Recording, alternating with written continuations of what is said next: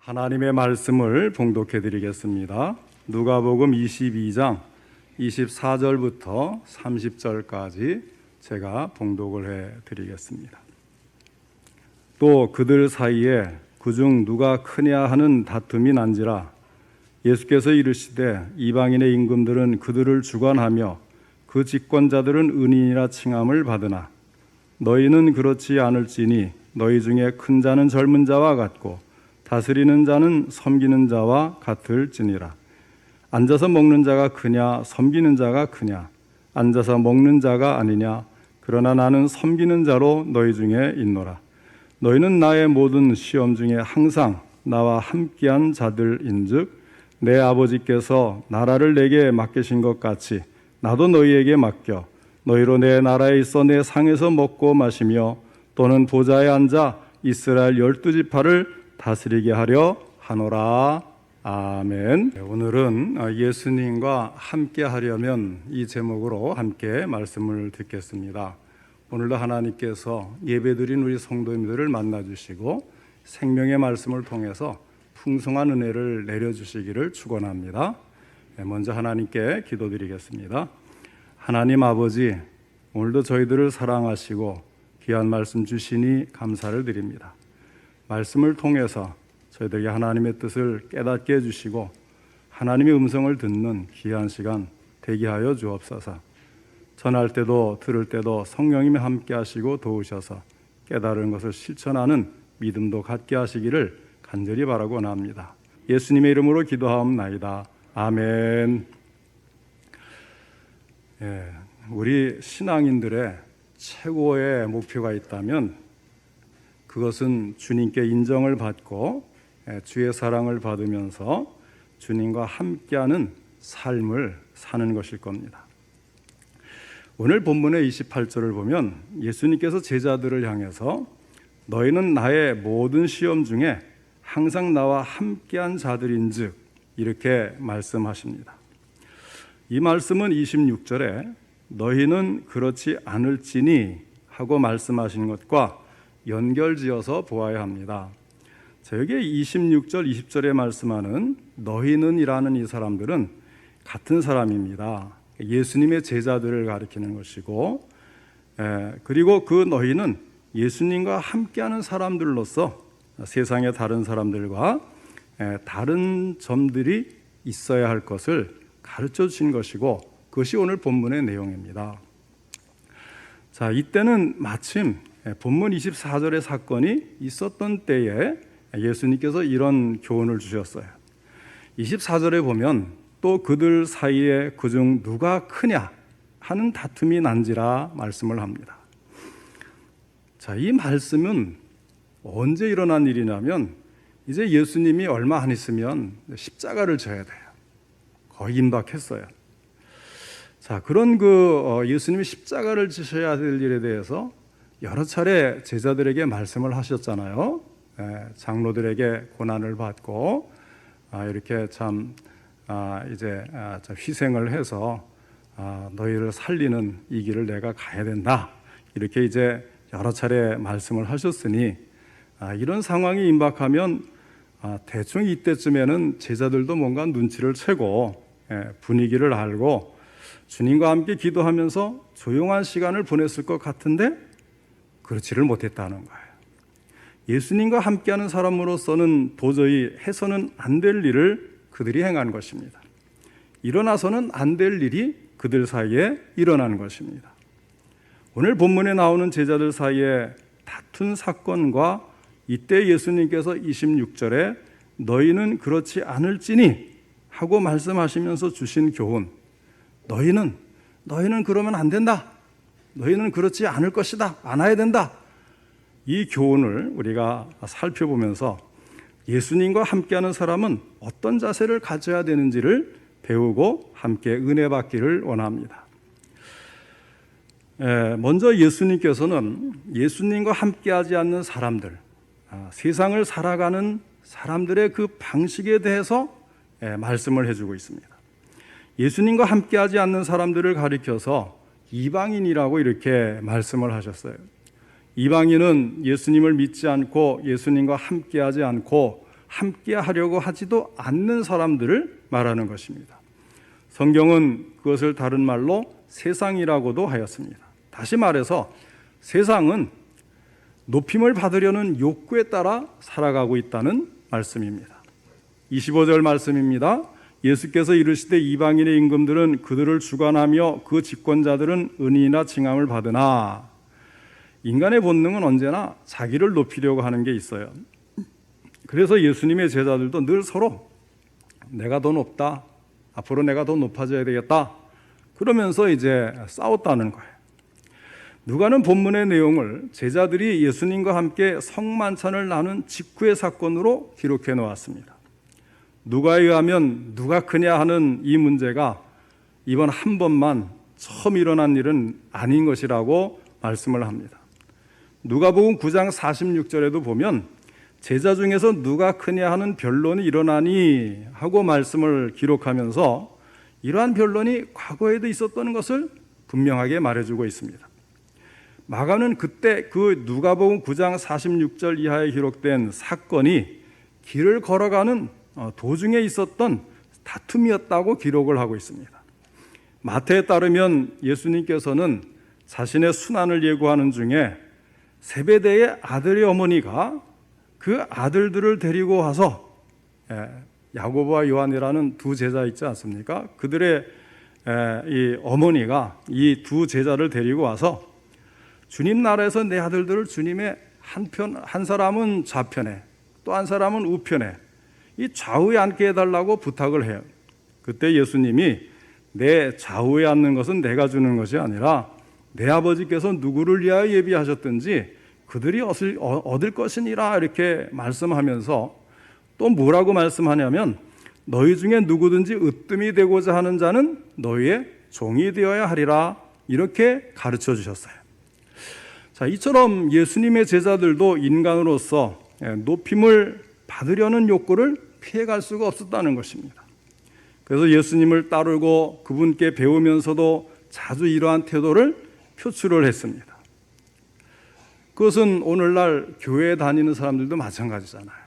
예수님을 믿고 하나님을 섬기고 신앙생활을 하면서도 이런 욕구들이 수시로 나오고 그것을 겉으로 표출을 하는 경우들이 많이 나와요.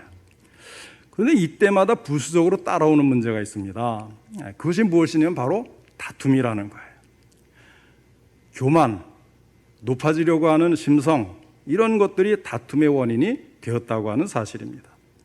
제자들도 이 문제 때문에 다투었다고 성경은 또 말씀을 해줘요. 마태복음 20장 24절에 보면 10 제자가 듣고 그 두 형제에 대하여 분이 여기거늘 그랬습니다. 마가복음 9장 34절에 보면 그들이 잠잠하니 이는 길에서 서로 누가 크냐 하고 쟁론하였음이라 말씀을 했고, 누가복음 22장 24절 오늘 본문에도 또 그들 사이에 그중 누가 크냐 하는 다툼이 난지라, 다퉜다 그랬어요. 예수님을 따르는 제자들이 서로 다투었단 말이죠. 교회 다니는 사람들이 서로 다투었단 말이에요. 자, 왜 다툼이 일어날까요? 첫째 이유는 사람은 누군가가 자기를 지배하려고 하면 거부 반응이 일어나기 때문입니다. 그래서 지배하려는 사람이 존재하는 한 다툼은 일어나지 않을 수가 없는 것입니다. 아마도 인간의 역사는 이처럼 지배하려는 자와 지배를 받지 않고 거꾸로 내가 지배하는 자가 되려는 데서부터 온갖 다툼이 일어나고 심지어는 국가 간의 전쟁까지 일어나는 것이 아닌가 싶어요. 둘째 이유는 섬기고자 하는 사람보다도 다스리고 섬김받기를 원하는 사람이 더 많기 때문에 그렇습니다. 다스리는 사람과 섬기는 사람의 구조는 피라미드 구조죠. 피라미드 구조. 꼭대기로 올라갈수록 작고 밑으로 내려갈수록 많은 이러한 구조가 되어야 이것이 충족이 되는 거예요. 질서상 인간 사회에 다스리는 사람은 적은 인원으로도 충분하지만 섬기는 사람은 많이 필요한 것입니다. 그런데 마음속에 바라는 것은 어때요? 이게 피라미드이 거꾸로 서게 되잖아요. 실제 필요한 사회 구조와는 반대로 다스리려는 자가 되려는 사람은 많고 섬기려는 사람은 매우 적은 거예요. 이것이 충돌하지 않을 수가 없는 것입니다. 그러니까 항상 이 문제가 해결되지 않으면 크든지 작든지 그곳에는 늘 다툼이 일어나게 되어 있습니다. 사람이 있는 곳이라면 너도 나도 높은 데 서고자 하는 같은 마음들이 막 부딪히기 때문에 어디든지 나타나게 마련이고, 그것이 교회라고 할지라도 이 마음들이 바뀌지 않으면 여전히 똑같이 다툼은 일어날 수밖에 없는 것입니다. 자, 그 다음에 이제 두 번째로 예수님께서는 주님과 함께하는 사람들에게 세상 사람들과는 반대로 겸손하게 섬길 것을 요구하십니다. 오늘날 젊은이들이 내색을 많이 안 한다고 해도 항상 마음속에는 어떤 소망이 있습니까? 장래 희망은 직권자, 큰 자, 높은 데, 사업에도 성공하고, 또 직장에 있으면 직장에 높은 데, 또 아니면 공무원이면 공무원의 높은 고위 관리, 이런 것들 모두가 다 그것만을 지향을 하는 거죠. 자, 그러면 젊은이들이 그렇게 된 데에는 그들 자신만의 문제가 있는 것이냐? 그렇지 않죠. 어려서부터 그들이 늘 듣는 것, 보는 것, 또 요구받는 것이 무엇입니까? 그들의 부모를 통해서, 선생님들을 통해서, 기성세대를 통해서 모두가 다 큰 자, 직권자, 많은 사람을 임의로 부리고 지배하는 자를 찬양하고 동경하고, 그들의 자녀에게 너는 장차 이렇게 큰 자가 되라, 이구동성으로 말하고 가르치기 때문입니다. 그런데 오직 한 분만 반대로 가르치는 분이 계세요. 너희는 그러지 말아라 그러는 거예요. 너희는 종이 되어야 한다. 너희는 섬기는 자가 되어야 한다. 말씀을 하십니다. 누가 그렇게 하십니까? 바로 예수님. 우리가 믿는 예수님, 우리가 따르는 예수님, 우리가 순종해야 될 예수님이 바로 그렇게 말씀을 하시는 거예요. 26절에 말씀합니다. 너희는 그렇지 않을지니 너희 중에 큰 자는 젊은 자와 같고 다스리는 자는 섬기는 자와 같을지니라. 너희는 그렇지 않을지니 하였어요. 이 너희는 그 당시에는 예수님을 따르는 12제자를 말씀하는 것이고, 오늘날은 누구예요? 우리가 다 예수님의 제자 아닙니까? 예수 믿는 우리들을 너희는 가고 너희는 그렇지 않을지니 가르쳐 주셨어요. 마치 코치가 운동선수의 흐트러진 폼을 교정시켜주는 것과 같아요. 야구선수, 축구선수, 모든 선수들이 이 폼이 좋아야 돼요. 그래서 컨디션이 좋을 때, 훈련을 잘 마쳤을 때 그 좋은 폼을 끝까지 유지해야 선수로서 성공을 합니다. 그래서 야구 선수의 예를 들어보면 처음에 좋은 투구, 좋은 타구로 성적이 좋은데 어느 순간부터 성적이 떨어질 때가 있어요. 우리가 흔히 그것을 슬럼프에 빠진다 그러잖아요. 본인은 뭐가 잘못됐는지 잘 모르는 거예요. 나는 처음의 자세로 잘하고 있다고 생각했는데 사실은 어때요? 투구 폼이 흐트러졌다든지 타구 폼이 틀어졌다든지 그랬다는 이야기예요. 자기만 모르는 거죠. 이 폼이 흔들린 거예요. 처음에는 겸손하게 섬기며 살겠다고 결심했는데 한참 신앙 생활을 하다 보니까 어느 사이인가 나도 모르게 신앙의 자세가 흐트러지고 자기를 높이고 누가 더 크냐는 생각을 가지고 살게 되었다는 거예요. 그런데 자기가 그렇게 된 걸 몰라요. 처음에 예수님 믿고 눈물 콧물 흘리면서 그 은혜에 감격해서 저는 주님만 따르겠습니다. 자기 십자가를 지고 자기를 부인하고 따르면서 섬기는 자가 되겠습니다. 겸손하게 살겠습니다. 또 장로의 직분, 권사의 직분, 이런 안수집사의 직분 이런 걸 맡으면서 목사가 되는 목사가 임직되면서 이런 결심들을 하잖아요. 그렇게 결심을 하고 시작을 했는데 시간이 지나면서 이 폼이 흐트러진 거를 자기도 모르는 거예요. 옆에서 전문가인 코치가 그걸 잘 보질 않으면 모르는 거예요. 내 폼이 흐트러져서 내가 슬럼프에 빠져가지고 처음 자세가 없어졌다는 걸 모르는 거예요. 아, 왜 성적이 잘 안 나오지? 아, 왜 이렇게 등수가 안 올라가지? 내 폼이 흐트러지니까 제대로 될 수가 없어요. 야구공이 제대로 맞을 수가 없어요. 그럴 때에 코치 되시는 예수님께서 폼을 교정시켜 주는 거예요. 너는 이 부분이 흐트러졌으니까 이걸 조금 자세를 바꿔야 돼. 그거 바꾸기 위해서는 이 훈련을 계속해야 돼. 교정해 주는 겁니다. 그게 뭐예요? 너희는 그렇지 않을지니, 이 말씀이 바로 그겁니다. 너희는 그렇게 가는 건 폼이 잘못된 거야. 바르게 잡아야 돼. 그렇지 않을지니, 이렇게 가르쳐 주시는 거예요. 오늘 본문에서 예수님께서 우리에게 요구하시는 것이 세 가지가 있습니다. 첫째는 겸손한 자가 되라는 것입니다. 너희는 그렇지 않을지니 너희 중에 큰 자는 젊은 자와 같고, 여기서 큰 자에 대비되는 젊은 자는 원래 그 헬라어는 어떤 뜻을 가졌냐면 아주 어린 자예요. 이 작은 자는, 젊은 자는 아주 어린 자.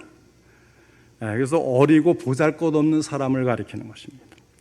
자기를 어린 자, 낮은 자, 보잘것없는 자로 여기라는 것입니다. 이것을 사도 바울은 빌립보서에서 이렇게 권고했습니다. 오직 겸손한 마음으로 각각 자기보다 남을 낮게 여기고.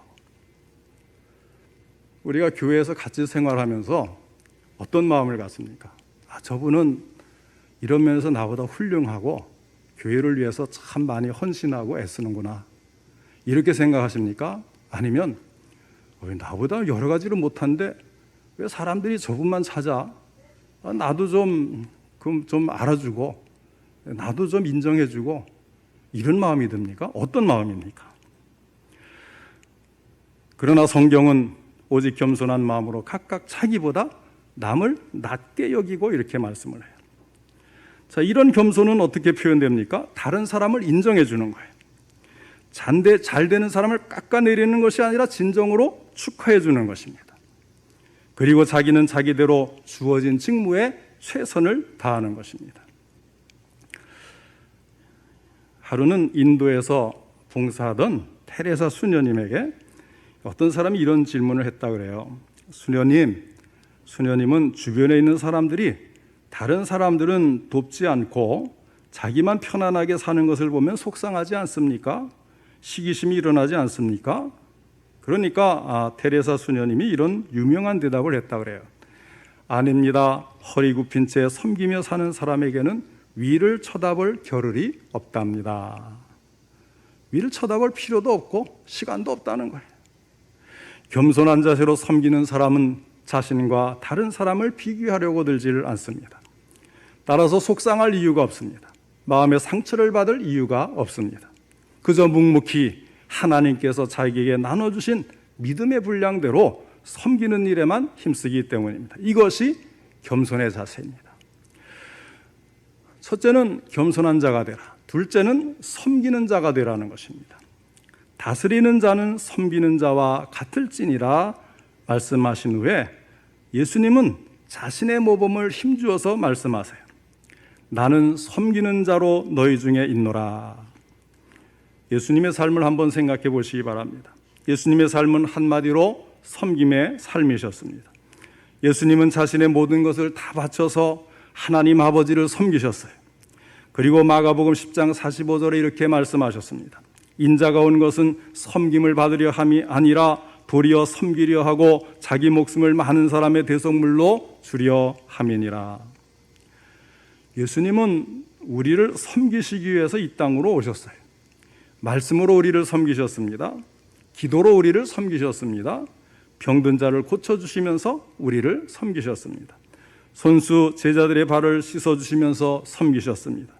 마지막에는 십자가에서 자기 몸을 버리고 피를 흘려 우리를 섬기셨습니다. 뿐만 아니라 예수님은 지금도 하나님 보좌 우편에서 우리를 위하여 기도하심으로써 계속해서 섬기고 계십니다. 이와 같이 예수님의 삶은 철저한 섬김의 삶이십니다. 그리스도인의 위대한 표준은 바로 이런 것입니다. 영국에서 윌리엄 부스의 구세군이 이름을 날리기 시작했을 때 세계 도처의 남녀들이 윌리엄 부스를 찾아와서 구세군에 입대하기 시작했습니다. 그때 미국인 남자 한 사람이 구세군에 입대하기 위해서 대서양을 가로질러 미국에서 영국으로 건너갔습니다. 그의 이름은 사무엘 로간 브랭글이었습니다. 구세군의 창시자가 윌리엄 부스라고 한다면 이 사무엘 로간 브랭글은 구세군 성결신학의 창시자라고 불려지는 사람입니다. 자, 이 젊은 브랭글이 미국의 명문 신학대학을 졸업을 하고 미국 사회에서 엘리트 목사가 되었던 사람입니다. 그런 그가 유명한 교회에 청빙을 내려놓고 영국으로 건너가서 윌리엄 부스 밑에서 사역을 했습니다. 그러나 이 윌리엄 부스 사령관은 처음에 그의 입대를 못마땅하게 생각했다고 그럽니다. 그래서 부스가 그에게 당신은 너무나 오랫동안 엘리트 보스로 군림해 왔습니다. 그러면서 이 브랭글에게 겸손을 가르치기 위해서 다른 훈련병들의 군화를 닦는 일을 시켰다 그래요. 그래서 이 브랭글이 굉장히 실망을 하는 거예요. 내가 기껏 군화나 닦기 위해서 대서양을 건너왔단 말인가? 그렇게 공부도 잘하고 학식도 있고 유명한 교회에 청빙까지 받았던, 그래서 뭔가 내가 가진 이 가지고 뭔가 큰 일을 하겠다고 왔는데 군화를 닦으라는 거예요. 그런데 그때에 환상이 보이더랍니다.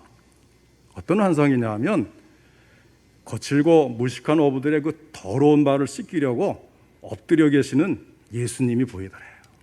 그 순간에 브랭글은 예수님, 그런 그들의 발을 씻기셨군요. 그렇다면 이제 나는 저들의 구두를 닦겠습니다. 다시 마음을 다잡고 결심을 할 수가 있었다는 것입니다. 그 후에 브랭글은 즐겁고 사랑스러운 마음으로 더러운 분할을 닦았고 청직의 사명을 깨닫게 됐고 충성스럽게 섬김의 도를 실천하면서 살았습니다. 그는 후에 미국 구세군 최초의 감독관이 되었다고 합니다. 자, 이렇게 겸손하라, 섬기는 자가 되라.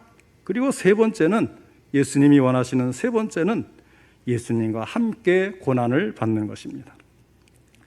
28절에 보면 너희는 나의 모든 시험 중에 항상 나와 함께한 자들인즉 하였습니다. 우리가 주 안에서 큰 자가 되려면 그리스도의 시험과 고난에 적극 동참하는 것이 있어야 함을 말씀하고 있습니다. 주 안에서 큰 인물이었던 사도 바울은 골로새서 1장 24절에서 이렇게 고백을 했습니다. 나는 이제 너희를 위하여 받는 괴로움을 기뻐하고 그리스도의 남은 고난을 그의 몸된 교회를 위하여 내 육체에 채우노라. 그는 실제로 많은 고난을 겪으면서 복음을 전하는 사람이 되었죠. 그러다가 나중에 이제 순교까지 하지 않습니까? 예수님의 제자들은 이렇게 참 누가 크냐, 이 인간적인 생각을 끝까지 버리지 못하고 서로 다투기까지 하고 신경전까지 벌였는데 예수님이 부활하시고 오순절 성령 체험을 한 다음부터는 그들은 180도 변하기 시작했습니다. 그래서 하나같이 고난의 길을 걸어갔고 결국은 모두가 자기 사명을 감당하고 제 순교의 길을 걸어갔습니다. 하나님께서 지극히 사랑하는 사람들에게 지극히 어려운 길을 걷게 하시는 경우가 있을지라도 그 길을 걸으며 섬김의 사역을 감당해야 될 것을 예수님의 제자들은 모범으로 보여준 것입니다. 그 길은 예수님께서 걸어가신 길입니다. 우리 성도들은 주님과 함께 주님께서 가신 길을 따라가야 합니다. 오늘 읽은 본문 28절을 다시 한번 읽어드리겠습니다. 너희는 나의 모든 시험 중에 항상 나와 함께한 자들인즉, 제자들이 예수님과 똑같은 일을 함께 했다는 것입니다. 교회는 섬기는 곳입니다.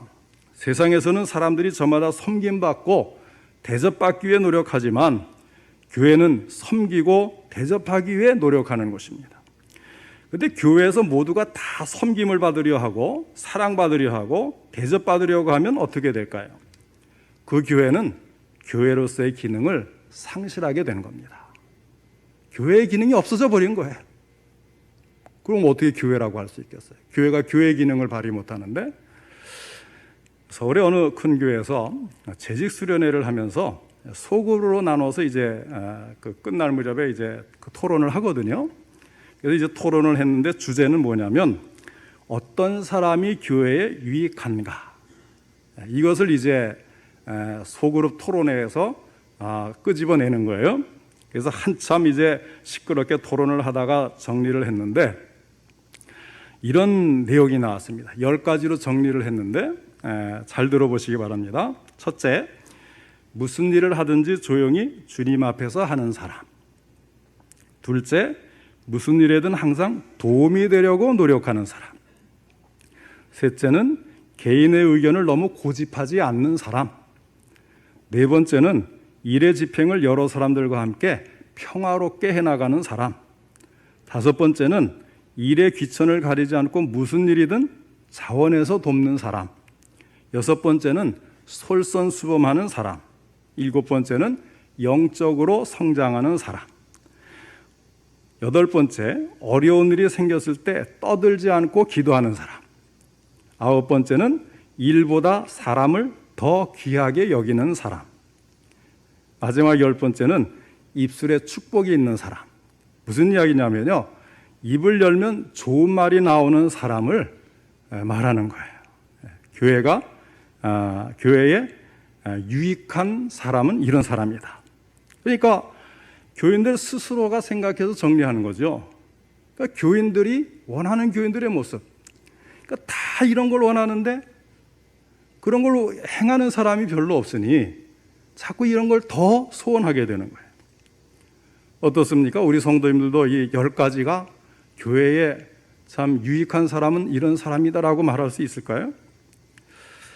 한번 다시 제가 읽어드릴 테니까 잘 생각해 보세요. 나는 이런 일에 포함이 되는가? 나는 이렇게 하는가? 이것도 한번 생각해 보세요. 무슨 일을 하든지 조용히 주님 앞에서 하는 사람. 무슨 일에든 항상 도움이 되려고 노력하는 사람. 개인의 의견을 너무 고집하지 않는 사람. 일의 집행을 여러 사람들과 함께 평화롭게 해나가는 사람. 일의 귀천을 가리지 않고 무슨 일이든 자원해서 돕는 사람. 솔선수범하는 사람, 영적으로 성장하는 사람, 어려운 일이 생겼을 때 떠들지 않고 기도하는 사람, 일보다 사람을 더 귀하게 여기는 사람, 입술에 축복이 있는 사람, 입만 열면 좋은 말이 나오는 바로 그런 사람. 우리 교회는 이와 같이 섬김의 훈련이 된 성도들의 모임이 될 수 있기를 축원합니다. 마지막으로 예수님께서는 겸손히 섬기는 자들에게 주시는 하늘의 상이 있음을 밝혀주셨습니다. 28절로 30절에서는 주님의 본을 따라 이 땅에서 겸손하게 섬기는 사명을 다한 제자들에게 주시는 주님의 약속이 나옵니다. 여기서 우리가 두 가지를 눈여겨볼 필요가 있습니다. 하나는 그 섬김의 기준에 하나님의 자비로우심이 들어있다는 거예요. 무슨 이야기냐면 우리는 그렇지 못한데 주님은 그렇게 여겨주시고 그렇게 인정해서 우리에게 참 일을 맡기고 상도 주신다는 거예요. 그래서 28절 29절을 보면 너희는 나의 모든 시험 중에 항상 나와 함께한 자들인즉 내 아버지께서 나라를 내게 맡기신 것 같이 나도 너희에게 맡겨 하고 말씀을 했습니다. 이 말씀의 의미를 잘 알아야 돼요. 나의 모든 시험지 항상 나와 함께했다. 참 나도 너희에게 나라를 맡기겠다. 제자들은 완전한 사람들이 아니었잖아요.